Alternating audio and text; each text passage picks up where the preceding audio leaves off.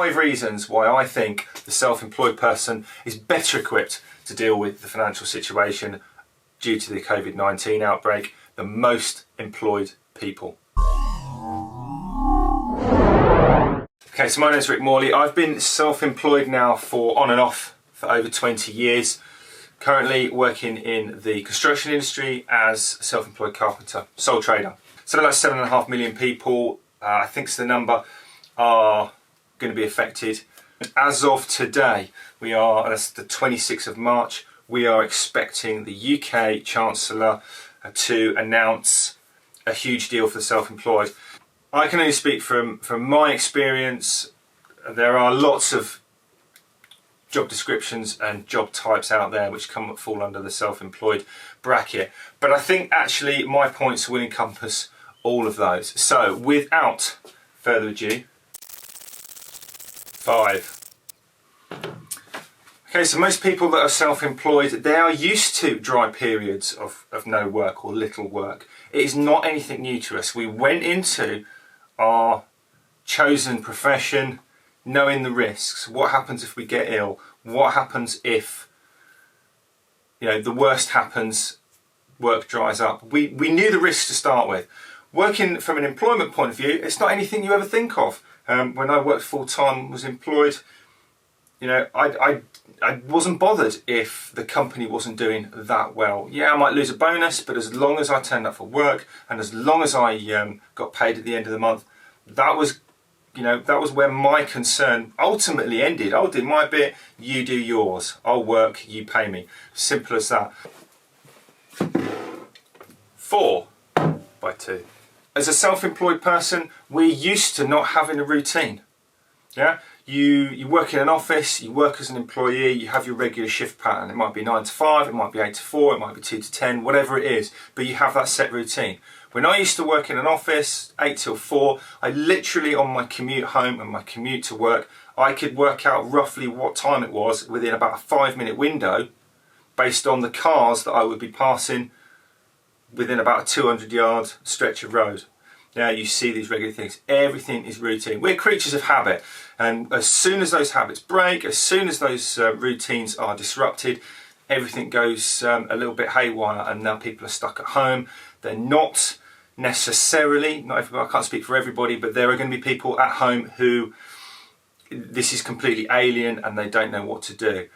Me as a self-employed person, you as a self-employed person, not having a routine is the routine. We're used to not being to work on a Tuesday. We're used to having to work on maybe a Sunday afternoon for a couple of hours, late nights, early finishes. It's all topsy-turvy. We're currently in a topsy-turvy time. We're also used to not being working for different days. Things like Christmas, you've got Christmas Eve, Christmas Day, Boxing Day. It's kind of a forced shutdown for most self-employed people anyway. Certainly for my industry, pretty much just before Christmas until the new year. I mean, everyone wants to stop over Christmas, but we're just about to go into Easter. I wouldn't have been working on Good Friday, Easter Saturday, Easter Sunday and Easter Monday anyway.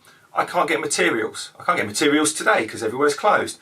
I wouldn't have been able to get materials over the Easter bank holidays anyway. So actually it's come at a good time. There's probably one of 2 windows throughout the whole year this disruption could have been here, and one of them is Easter. We'd have been off anyway, so that kind of is going to reduce the effect on us as well. 3, get your tax returns in early.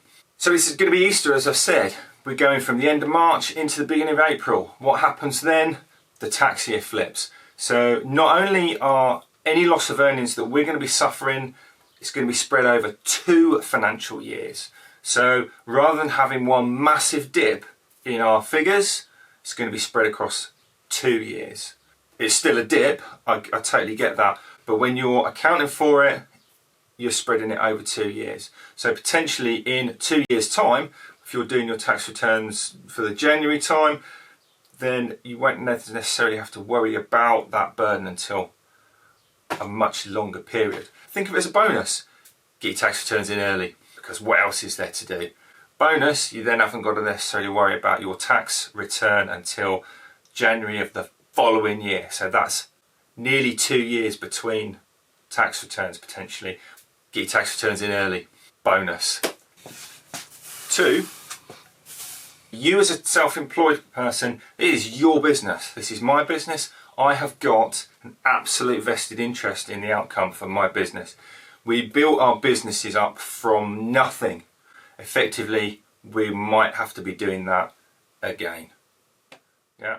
So we're truly invested in our business, whereas a lot of employed people, really, their concern is the paycheck at the end of the month, which I totally get, and I'm not saying is right or wrong, but there's more of an incentive for us as the self-employed to pick ourselves up and charge forward again. And most importantly, our biggest weapon to deal with this is our flexibility. Because it is the self-employed person's business, they have full control over what happens. We become more flexible. Electricians, works a bit slow. You're able to spin on a dime, and rather than just be doing full rewires in new builds or on building sites, you can do the smaller domestic work. Plumbers will be fixing leaky taps more rather than being worried about whole central heating installs. And you can literally spin your business model around to suit the environment. If you're working for a big company, you're told what to do. You don't have any control over where the company moves, how it adapts, if it adapts to cope with what's going on. So as a self-employed person, our biggest weapon to deal with this is our flexibility coupled with our tenacity, because 90% I think of self-employed people have that entrepreneurial spirit. They're not just in it for the check, they're in it because they love doing it. They're more flexible, and I think those reasons alone are going to help get people like you and I, self-employed, back on the wing. Got a really itchy foot, that was putting me off. Good fleas!